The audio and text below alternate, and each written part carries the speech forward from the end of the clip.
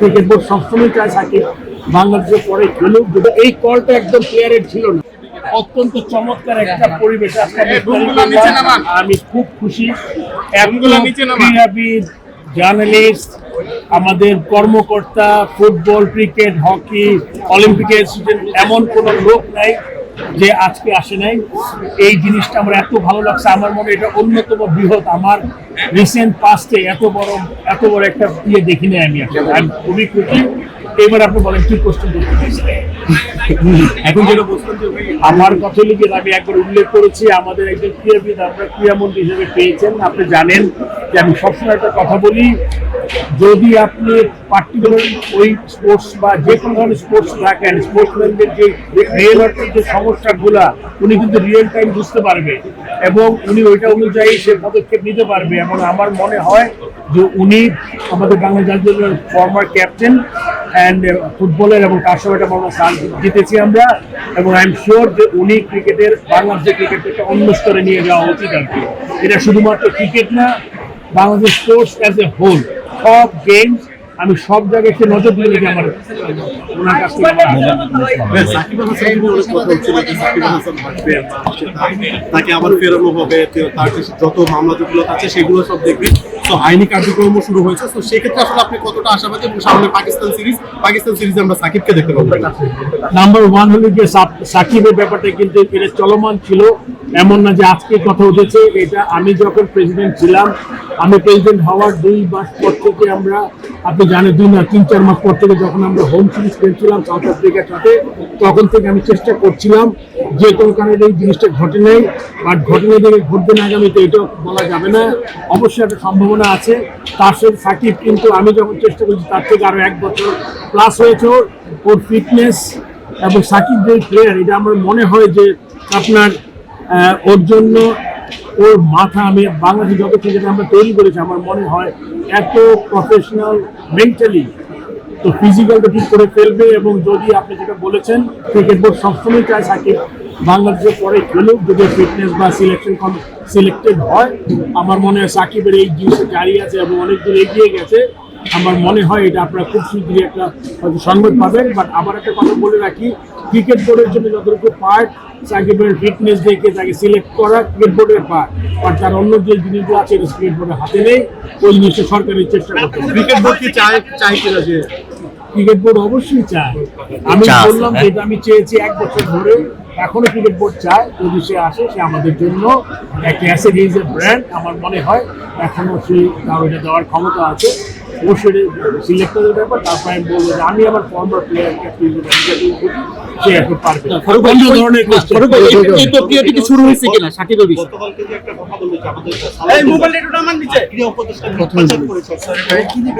ভাই এভাবে দিন,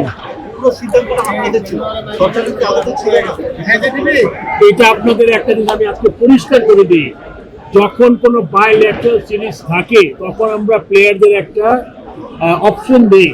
মনে করেন একটা কোনো দেশে যুদ্ধ লেগেছে বা যুদ্ধ লাগবে, এরকম সিচুয়েশন প্লেয়ারদের উপর আমরা ছেড়ে দিই যে তোমরা কি কমফোর্টেবল নাকি, কেন খেলতে হবে তো কমফোর্টেবল থেকে। বাট আপনি যখন ইন্টারন্যাশনাল আইসিসি ইভেন্টে যাবেন তখন কিন্তু এই ক্ষেত্রে দায়িত্বটা পুরোপুরি ক্রিকেট বোর্ড এবং সরকারের প্রথম, কেননা প্রত্যেকটা সিটিজেনের সিকিউরিটি ব্যাপারটা এনশিওর করার দায়িত্ব হলে গিয়ে মেইনলি দেশের, এবং ক্রিকেট বোর্ডও আছে। আপনি একটা জিনিস খেয়াল করবেন, আমাদের দেশে যে মেয়েদের ওয়ার্ল্ড কাপ ছিল T20, যেটা আমরা শিফট করেছিলাম আপনার দুবাইতে, ওখানে কিন্তু 4টা দেশে ট্রাভেল ব্যান ছিল বাংলাদেশে। সো এটা আমরা ইচ্ছা হলে করতে পারতাম না। সো আমাদের যদি গভর্নমেন্ট জিও না দেয় তখন কিন্তু যাওয়া যাবে না। সো এই কলটা একদম ক্লিয়ারের ছিল না।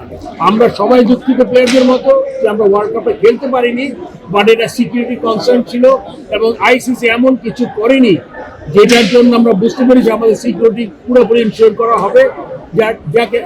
জাস্ট একটা স্ট্যান্ডার্ড প্রোটোকল ছিল যে নর্মালি একটা আইসিসি ইভেন্টে যা হয় তাই করবে। এই জন্য প্রথম মনে করেছে সরকার তারপর আমরাও তার সাথে চিন্তা করেছি প্লেয়ারদের সাথে যখন কথা বলেছে আসিফ নজরুল উপদেষ্টা মহোদয়, তখন কিন্তু উনি কিন্তু তখন আসলে আমরা অলরেডি ওই মেড দ্য কল যে আমরা যাচ্ছি না। আচ্ছা, উনি পিছনের কোনো দরকার নাই। উনি যেটা দায় দায়িত্বটা বিসিবির উপরে ছেড়েছেন, এটা আসলে কতটুকু বিসিবির উপরে এটা আসলে না। আপনি যদি প্রথম প্রেস কনফারেন্সটা দেখেন, আপনারা যদি মনে করতে পারেন যে প্রথম যে প্রেস কনফারেন্সে আপনার মুস্তাফিজের জন্য যে ঘটনাটা ঘটেছিল এবং তারপর ওর প্রেক্ষিতে যেসব থ্রেট এসেছিল, গভর্নমেন্ট প্রথমেই কিন্তু প্রেস কনফারেন্সে গভর্নমেন্ট থেকে তাদের স্ট্যান্ডটা বুঝিয়ে দিয়েছে, তারপরে ক্রিকেট বোর্ড শুধু ফলো করেছে। নেক্সট আমার প্রশ্ন হচ্ছে, আপনি সরকার পরিবর্তন হলে কিন্তু তার পরিবর্তনের এইটা আপনার ধাক্কাটা কিন্তু ক্রিকেট বোর্ডের ভবিষ্যে লাগে, অতীতে আমরা কয়েকবার দেখেছি। এখন আপনি এই আমাদের যে বর্তমানে যে ক্রীড়া প্রতিমন্ত্রী হয়েছেন, উনি কিন্তু বাধাও করেছেন ক্রিকেট বোর্ডের প্রশ্নবিদ্ধ। আপনাদের সাথে বসে উনি একটা সমাধান করারও একটা আভাস দিয়েছেন যে গণমাধ্যমে আসছে। আপনি কি মনে করছেন আসলে ক্রিকেট বোর্ডের পরিবর্তন এই মুহূর্তে আসলে এইটা আইসিসি থেকে কোনো এমবার্গেশন বা অন্য কোনো কিছু এমবার্গো দিতে আমি আপনাকে একটা করে বলি। প্রথম কথা হলো গিয়ে আমাদের মাননীয় প্রতিমন্ত্রী যুব ক্রীড়া মন্ত্রণালয়, উনি একজন ফর্মার ক্যাপ্টেন, আমি বলেছি আগে, উনি আই এম শিওর উনি অত্যন্ত বিচক্ষণ মানুষ। উনি কিন্তু চিন্তা করবে যে একটা জিনিস যখন করবে কোনো সবচেয়ে ভালো হয়। উনি যখন ক্রীড়ামন্ত্রী ছিলেন না তখন তার স্টেটমেন্ট আর এখনকার স্টেটমেন্টের মধ্যে আমার মনে একটা ফারাক থাকবে, এটা আমি মনে করি। পজিশনে থেকে আপনি এক জিনিস করে চিন্তা করেন, তখন আপনার অনেক দিক চিন্তা করতে হয়। শিওর উনি অনেক জিনিস চিন্তা করবে। সেকেন্ড কোয়েশ্চেন, আইসিসি, আপনি আইসিসির ব্যাপারটা এই মুহূর্তে বলা ডিফিকাল্ট, তবে আইসিসি আপনি ধরে রাখেন আইসিসির সাথে আমাদের সম্পর্কটা এই মুহূর্তে একদম বেস্ট পর্যায়ে নাই, খুব ভালো পর্যায়ে নাই। যদি এরকম কোনো ঘটনা ঘটে, আইসিসি যদি কোনো ক্লস খুঁজে বের করে, তাহলে যদি ওরা কোনো কিছু করতে চায় ওটাও করতে পারে। বাট আমি আসলে এই মুহূর্তে এটা আগাম আমার করা দরকার নেই, বাট সম্ভাবনা একদম উড়িয়ে দেওয়া যাবে না। লাস্ট কোয়েশ্চেন, এখন যে অবস্থা চলছে, এখন যে হিসাবে আমরা বলতে পারি যে গত যে আপনারা একটা চুক্তি প্রকাশ করলেন, যেখানে এ গ্রেডে আমাদের কোনো ক্রিকেটার নাই, মানে আমাদের ক্রিকেটারদের আসলে এ প্লাস ক্যাটাগরিতে ক্রিকেটার নাই, অবনমন হয়েছে কিনা, এবং এই বিষয়টা কি আসলে এখনকার বোর্ড যারা আছে তারা কি সহযোগিতা করছে কিনা? এটা কি আমাকে নাকি বোর্ড মেম্বাররা আসলে সহযোগী, এবং আপনারা আমার মনে হয় একটা চিন্তা করতে হবে আপনার, এটা অবলম্বনের কিছু নাই। এটার জন্য ক্রিকেট অপারেশনস একটা কমিটি আছে, তার সাথে সিলেক্টররা বসে। এটাতে আসলে আমাদের খুব একটা বেশি কিছু নাই, তবে মেজর কোনো ডিসিশনের ব্যাপারটা ওটা আমরা করি। বাট আমার মনে হয়, আমি যেটা দেখেছি, তারা এই ক্লাসে বোধ হয় আমার মনে প্রতিটা ফরম্যাটে এমন কোনো প্লেয়ার নেই যে রেগুলার খেলে, যেটা এক সময় আমরা দেখেছি সাকিব, তামিম, মুশফিক মাহমুদুল্লাহ খেলতে। এখন তারা চিন্তা করেছেন সব ফরম্যাটে এসেনশিয়াল কোনো, মানে সব ফরম্যাটে খেলবেন কোনো কিছু নাই দেখে হয়তো তারা চিন্তা করছে ফরম্যাটটা বাদ দিয়ে এই শুরু করে। ধন্যবাদ। Thank you.